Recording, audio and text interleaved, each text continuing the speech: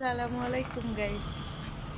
ঈদের আগের দিন মানুষ আনন্দ করে, মার্কেটে যায়, কাপড় চোপড় কিনে। আর আমরা সারাদিন ডিউটি করতে করতে মরি।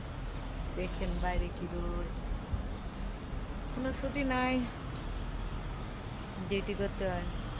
কাজ করতে করতে দেন হাতের কি অবস্থা।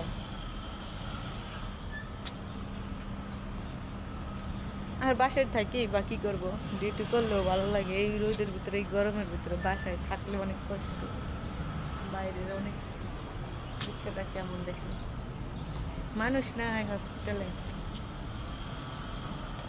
চৌদ্দ সব ছুটি।